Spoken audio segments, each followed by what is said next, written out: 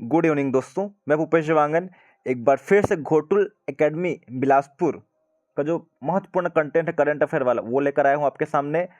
और ये जो वीडियो है सेकंड वीडियो होगा करंट अफेयर का, आपके लिए बहुत ही ज़्यादा इंपॉर्टेंट है। अगर ये पीडीएफ प्राप्त करना चाहते हैं तो घोटुल पब्लिकेशन के एप्लीकेशन में जाके आप लोग ये वाला पीडीएफ सिर्फ 30 रुपये में खरीद सकते हैं। ठीक, चलिए आगे बढ़ते हैं। इसमें 31 नंबर क्वेश्चन देखते हैं। भारत के पहले बहुराष्ट्रीय हवाई अभ्यास का नाम क्या है जो अगस्त 2024 में आयोजित किया जाएगा? तो इसका सही आंसर क्या होगा दोस्तों? तो तरंग शक्ति 2024 होगा। बहुत इंपॉर्टेंट है, क्या है? तरंग शक्ति 2024। उसके बाद है 32वां नंबर क्वेश्चन है, स्वतंत्र भारत में एक ही ओलंपिक खेलों में कई पदक जीतने वाली भारतीय महिला कौन बनी है? तो मनु भाकर बनी है दोस्तों। एक ही खेलों में कई पदक जीत चुकी है। देखिए, अगर बात करें हम लोग कौन कौन से पदक जीती है, देखिए मनु भाकर ने 30 जुलाई 2024 को स्वतंत्र भारत में एक ही ओलंपिक में कई पदक जीतने वाली प्रथम भारतीय महिला बनी है। ठीक, ओलंपिक खेलों में ना, याद रखेंगे, स्वतंत्र भारत में एक ही ओलंपिक खेलों में कई पदक जीतने वाली प्रथम भारतीय महिला बनकर इतिहास रच दिया है। मनु भाकर ने पेरिस ओलंपिक में दक्षिण कोरिया को 16-10 से हराकर सरबजोत सिंह के साथ 10 मीटर पिस्टल मिश्रित टीम स्पर्धा में कांस्य पदक जीता है दोस्तों। बहुत इंपॉर्टेंट है, और एक तो अकेले जीती है प्लस इसमें भी जीती है, याद रखना है। ठीक है, आगे बढ़ें। चलिए, भारत के किन प्रतिभागियों ने 54वें अंतर्राष्ट्रीय भौतिकी ओलंपियाड 2024 में स्वर्ण पदक जीते हैं? देखिए, ये भी दोस्तों बहुत इंपॉर्टेंट है। भारत के ऐसे कौन कैंडिडेट है, कौन से प्रतिभागियों ने 54वें, ठीक है ना, 54वें अंतर्राष्ट्रीय भौतिक ओलंपियाड 2024 में स्वर्ण पदक जीता है? तो याद रखना है, रिदम केडिया एवं वेद लाहोटी। रिदम केडिया एवं वेद लाहोटी बहुत इंपॉर्टेंट है। देखिए, इसमें देख सकते हैं 54वें अंतर्राष्ट्रीय भौतिक ओलंपियाड में भारतीय प्रतिभागियों ने पदक जीते। भारतीय प्रतिनिधि मंडल ने ईरान के इम्फहान में 54वें अंतर्राष्ट्रीय भौतिक ओलंपियाड 2024 में उल्लेखनीय सफलता हासिल की। सभी 5 भारतीय प्रतिभागियों ने 2 स्वर्ण और 3 रजत पदक जीते हैं। याद रखिए, 5 भारतीय प्रतिभागी गए थे, जिसमें से भारतीय लोग को 2 लोग को क्या प्राप्त हुए? 2 स्वर्ण पदक प्राप्त हुए हैं भारत को, और 3 रजत पदक। याद रखेंगे दोस्तों, ठीक है ना, क्या क्या है देख सकते हैं, 2 स्वर्ण और 3 रजत, टोटल जो है 5 पदक प्राप्त हुए हैं। स्वर्ण पदक किनको किनको प्राप्त हुआ है? तो रिदम केडिया व वेद लाहोटी। देख लीजिए, द से है, रिदम वाला है और वेद वाला है। और रजत पदक की बात करें तो आकाश को प्राप्त हुआ है, और भव्य तिवारी को प्राप्त हुआ है, और जयवीर को। आकाश, भव्य, जयवीर। ठीक है, याद रहेगा, देख लीजिए। चलिए आगे देखते हैं, इसमें वही आंसर लिया हुआ है। अगर बात करें तो भारत के स्थान चतुर्थ था। ठीक है, उसके बाद बात करें बनवारी लाल पुरोहित के स्थान पर पंजाब का राज्यपाल और केंद्र शासित प्रदेश चंडीगढ़ का प्रशासक किसे नियुक्त किया गया है? पहले कौन थे? बनवारी लाल पुरोहित थे, उनके स्थान पर दूसरे को बनाया गया है। तो याद रखेंगे किनको बनाया गया है? गुलाब चंद्र कटारिया को दोस्तों। बहुत इंपॉर्टेंट है, किनको बनाया गया है देख सकते हैं आप लोग, गुलाब चंद्र कटारिया को बनाया गया है नया राज्यपाल, गुलाब चंद्र कटारिया को। पहले कौन थे? तो बनवारी लाल पुरोहित थे। देख सकते हैं इसमें क्या लिखा हुआ है, श्री गुलाब चंद्र कटारिया को पंजाब का राज्यपाल और केंद्र शासित प्रदेश चंडीगढ़ का प्रशासक नियुक्त किया गया है। पहले वे कहाँ के थे? असम के राज्यपाल थे दोस्तों, याद रखेंगे, ठीक है ना, जिनको पंजाब और केंद्र शासित प्रदेश चंडीगढ़ का प्रशासक नियुक्त किया गया है। दोनों संभालेंगे वो। ठीक है, ये चित्र बना हुआ है, देख सकते हैं, ये राज्यपाल है, ये तो जो पगड़ी वाले हैं वो तो वहाँ के सीएम है। ठीक, उसके बाद है देखिए, नव state new governor full list appointed by president Draupadi Murmu द्वारा नियुक्त किया जाता है, राष्ट्रपति द्वारा नियुक्त। छत्तीसगढ़ के कौन है? तो देख लीजिए, इसमें छत्तीसगढ़ के इंपॉर्टेंट है। चलिए, छत्तीसगढ़ की हम लोग बात करें, अगर एक मिनट, देखिए छत्तीसगढ़ के राज्यपाल की बात करें तो छत्तीसगढ़ के राज्यपाल कौन है? श्री रामेन डेका है, याद रखेंगे, ठीक है ना, कौन है? रामेन डेका है छत्तीसगढ़ के राज्यपाल। ठीक है, और पंजाब की बात करें तो अभी देखे थे हम लोग गुलाब चंद्र कटारिया है। ठीक है, और बाकी याद करने की आपको उतनी ज़्यादा ज़रूरत नहीं है, दोनों याद कर लेना है। ठीक है, चलिए आगे बढ़ें। विश्व की सबसे ऊंची सुरंग शिकुन ला टनल का निर्माण कहाँ किया जा रहा है? सबसे ऊंची सुरंग बोल रहे हैं, सबसे ऊंची है, सबसे ऊंची सुरंग सिकुन ला टनल।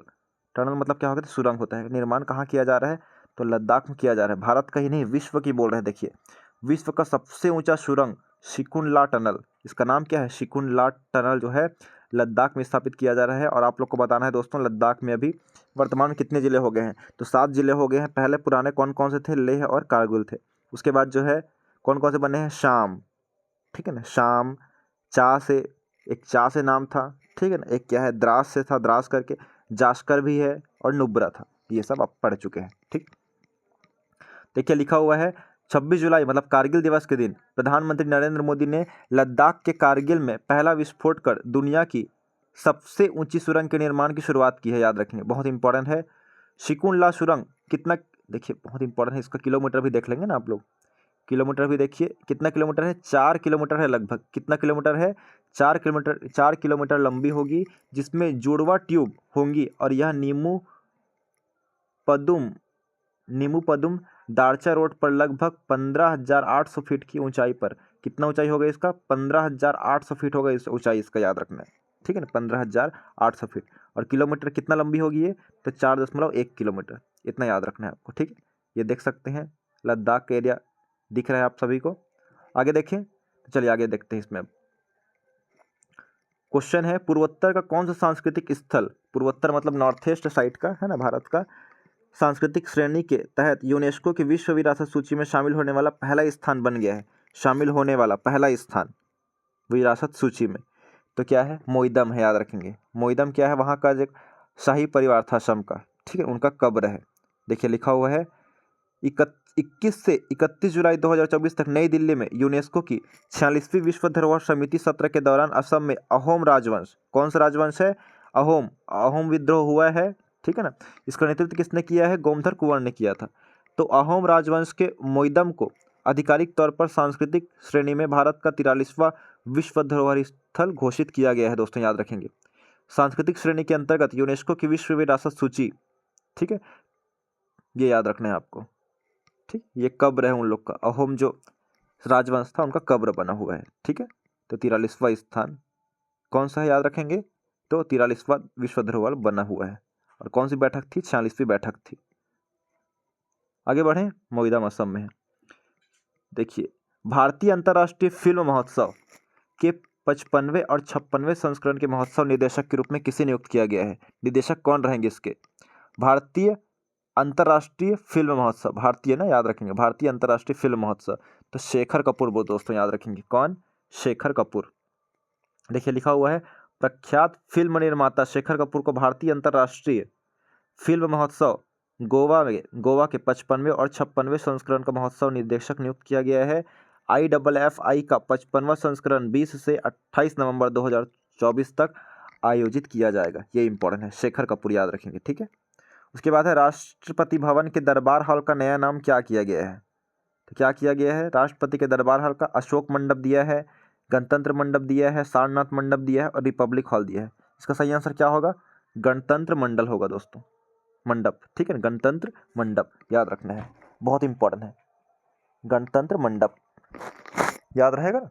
चलिए आगे बढ़ते हैं, देख सकते हैं एक बार और क्या लिखा है, राष्ट्रपति भवन का दरबार हॉल जो पारंपरिक रूप से राष्ट्रीय पुरस्कारों की प्रस्तुति जैसे महत्वपूर्ण समारोह और समारोह के लिए उपयोग किया जाता है का नाम बदलकर गणतंत्र मंडप कर दिया गया है। साथ ही अशोक हॉल, जिसे मूल रूप से एक बॉल रूम के रूप में डिजाइन किया गया था, अब अशोक मंडप के नाम से जाना जाएगा। दोस्तों याद रखेंगे, देखिए लिखा हुआ है, दरबार हॉल और अशोक हॉल की कहानी, ठीक है, देख सकते हैं, दरबार हॉल, इसका नाम क्या कर दिया गया है, गणतंत्र, ठीक है।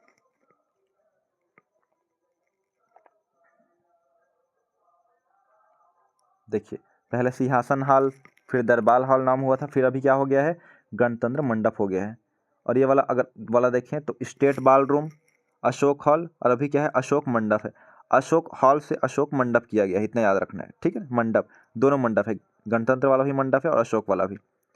उसके बाद देखते हैं, उस सैन्य अभ्यास का नाम है जिसमें भारतीय सेना मंगोलिया में भाग ले रही है, कौन सा सैन्य अभ्यास है वो, जिसमें भारतीय सेना मंगोलिया में भाग ले रही है, तो खान क्वेस्ट दोस्तों याद रखेंगे, खान क्वेस्ट हम याद रखेंगे, मंगोलिया वाला है, ठीक है, देखिए चित्र भी देख सकते हैं, इसमें क्या लिखा है देखिए, मल्टीनेशनल पीस कीपिंग, ठीक है, एक्सरसाइज लिखा हुआ है। खान क्वेस्ट किसके मध्य लिखा है देखिए, मंगोलिया लिखा हुआ है, मंगोलिया में, ठीक है, मंगोलिया में, ये भारत और मंगोलिया के मध्य है खान क्वेस्ट, ठीक है, मिल गया ना, लिखा हुआ है देखिए खान क्वेस्ट 2024। उसके बाद देखते हैं वैश्विक पासपोर्ट सूचकांक पर भारत के पासपोर्ट की रैंकिंग क्या है। पासपोर्ट रैंकिंग में भारत जो है बहुत पीछे है। कौन सी स्थान है?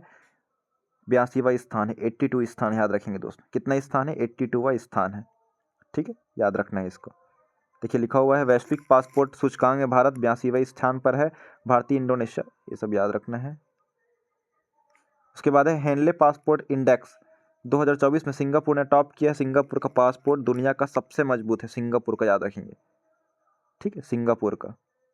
और भारत का कौन सा स्थान है? तो 82 नंबर है, याद रहेगा। चलिए देखिए क्या लिखा है, भारतीय इंडोनेशिया, मलेशिया और थाईलैंड सहित 58 देशों में वीजा मुक्त प्रवेश कर सकते हैं भारतीय जो है, और बाकी लोग जो फर्स्ट स्थान पे उन लोग और ज़्यादा कर सकते हैं। उसके बाद है यूरोपियन संघ की निगरानी एजेंसी के प्रारंभिक आंकड़ों के अनुसार विश्व का सबसे गर्म दिन कब दर्ज किया गया है? सबसे गर्म दिन कौन सा था अभी?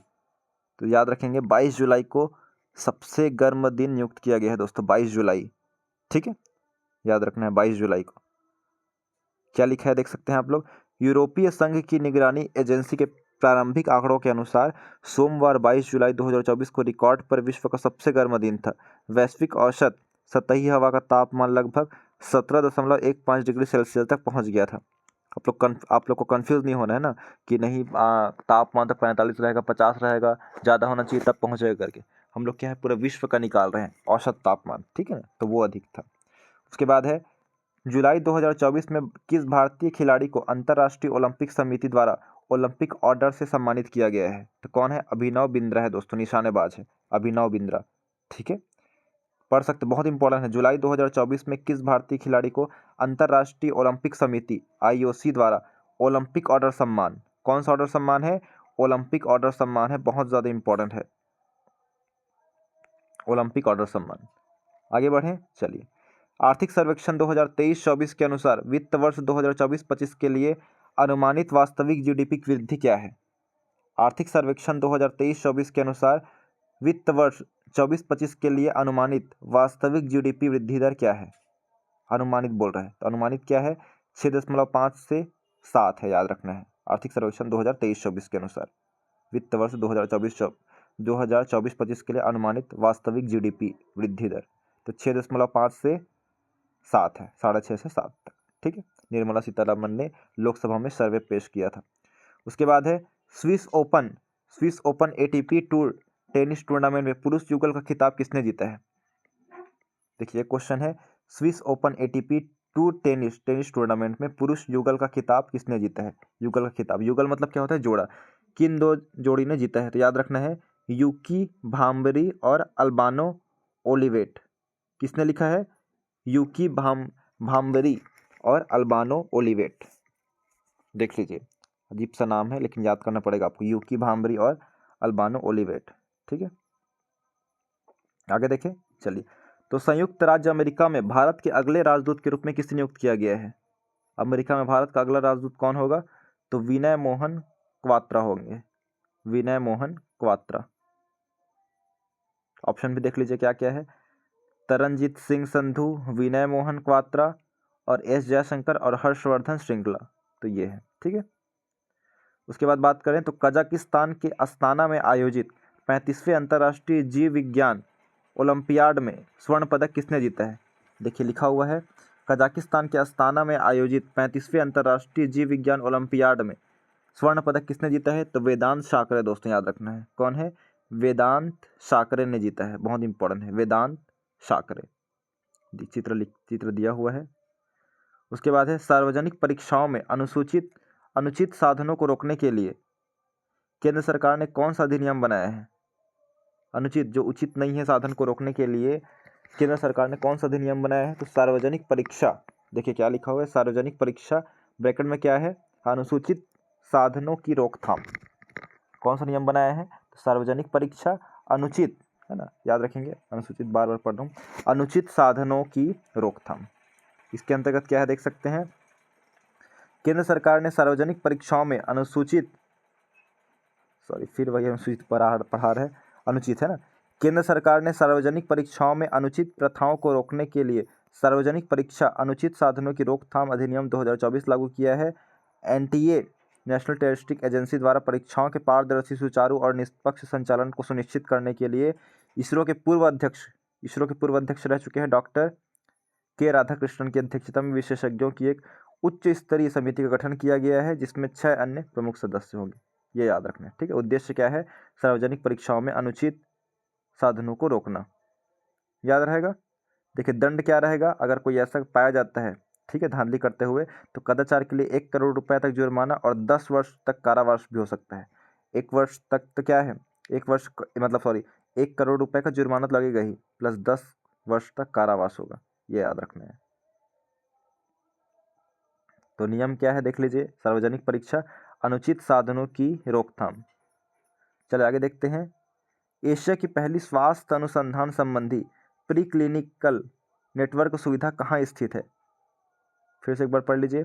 एशिया की पहली स्वास्थ्य अनुसंधान संबंधी, एशिया की बोल रहा है, भारत की ही नहीं, सिर्फ मतलब पूरे एशिया महाद्वीप की बोल रहे हैं। एशिया की पहली स्वास्थ्य अनुसंधान संबंधी प्री क्लिनिकल नेटवर्क सुविधा कहाँ स्थित है। तो याद रखेंगे दोस्तों, फरीदाबाद।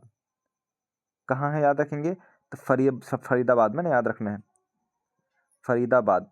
टिक कर देता हूँ एक बार मैं, तो आप लोग को याद रह जाएगा। फरीदाबाद इसका सही आंसर होगा। उसके बाद देखते हैं, जुलाई 2024 को यूरोपीय संसद के अध्यक्ष के रूप में किसे नियुक्त किया गया है। यूरोपीय संसद बोल रहे हैं ना, यूरोपीय संसद के अध्यक्ष के रूप में किसे नियुक्त किया गया है। रॉबर्टा मेट्सोला, देख लीजिए, रॉबर्टा मेट्सोला, बार बार पढ़िए, रॉबर्टा मेट्सोला करके, ठीक है, तो याद हो जाएगा आपको, ठीक है। ये क्या है, यूरोपीय संसद के अध्यक्ष के रूप में पुनः नियुक्त किया गया है। पहले भी यही थे, अभी भी नियुक्त किया गया है इन्हीं को। उसके बाद है, किस टीम ने कोपा अमेरिकन चैंपियनशिप जीता है। कोपा अमेरिकन, तो अर्जेंटीना ने जीता है दोस्तों, याद रखेंगे, ठीक है। फुटबॉल से संबंधित है ये, ठीक। कोपा अमेरिकन चैंपियनशिप अर्जेंटीना ने जीता है। यूरो 2024 फाइनल किसने जीता है। कोपा तो अर्जेंटीना ने जीता है, लेकिन ये जो यूरो कप है वो स्पेन ने जीता है, याद रखेंगे। 2024 में कौन जीता है, स्पेन ने जीता है यूरो, ठीक, देख लीजिए, याद रहेगा यूरो। अगर याद नहीं हो रहा है तो लिख लीजिए,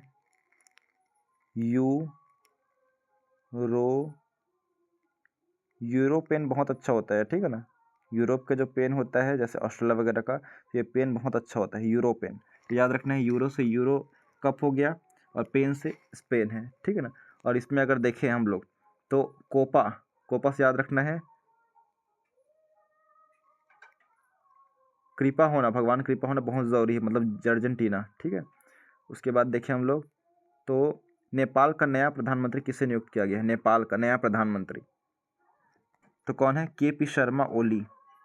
के.पी. शर्मा ओली को 14 जुलाई 2024 को नया प्रधानमंत्री नियुक्त किया गया है।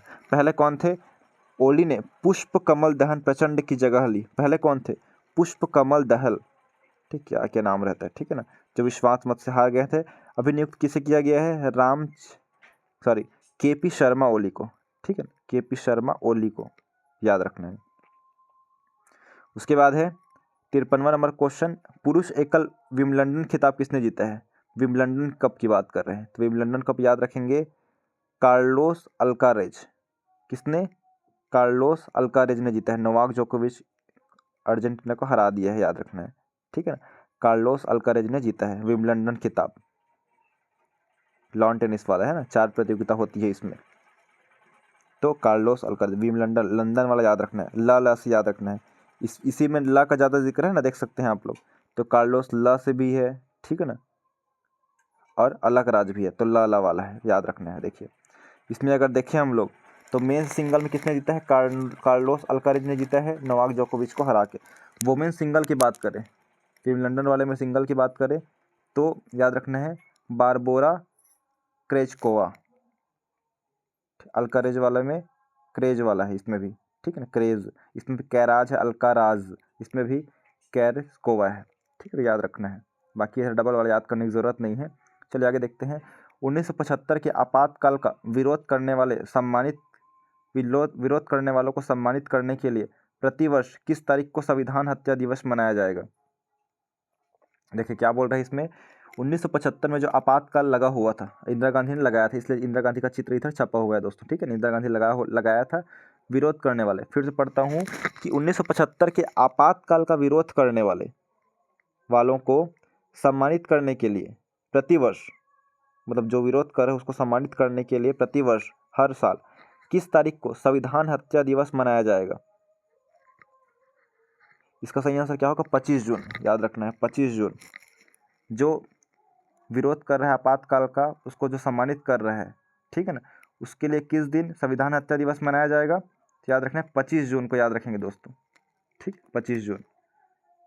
देखिए लिखा हुआ है, भारत सरकार ने घोषणा की है कि आपातकाल के दौरान अन्याय का विरोध करने वाले और लड़ने वालों को सम्मानित करने के लिए 25 जून को प्रतिवर्ष संविधान हत्या दिवस के रूप में मनाया जाएगा। इस दिन संविधान की हत्या कर दी गई थी, आपातकाल लगाया गया था, इसीलिए याद रखना है 25 जून को, ठीक है। 25 जून 1975 को प्रधानमंत्री इंदिरा गांधी द्वारा आपातकाल लगाया गया था, इसीलिए 25 जून बहुत ज़्यादा इंपॉर्टेंट है दोस्तों, याद रखना है, ठीक। संविधान की हत्या कर दी गई थी इसी दिन, क्लियर है। देखिए लिखा हुआ है 1975 में कांग्रेस ने आपातकाल लगाकर गला घोंट दिया था, लोकतंत्र का गला घोंटा था, ठीक है ना। कांग्रेसी तानाशाही झेलने वालों को श्रद्धांजलि है संविधान की हत्या दिवस, ठीक है। इसके बाद बात करते हैं, तो CISF और BSF द्वारा पूर्व अग्निवीरों के लिए कांस्टेबल की कितनी प्रतिशत नौकरियां आरक्षित की गई है? कांस्टेबल में जो CISF और BSF द्वारा पूर्व अग्निवीरों के लिए, याद रखना है, ठीक है ना, कितने परसेंट है? तो 10% याद रखना है, आरक्षित किया गया है कांस्टेबल के लिए। उसके बाद बात करते हैं, तो 12 जुलाई से 2 अगस्त 2024 तक अभ्यास जो है पिच ब्लैक 2024 कहाँ आयोजित किया गया है? तो याद रखना है, ये ऑस्ट्रेलिया का शहर है, RAF, देख लीजिए इधर क्या लिखा है,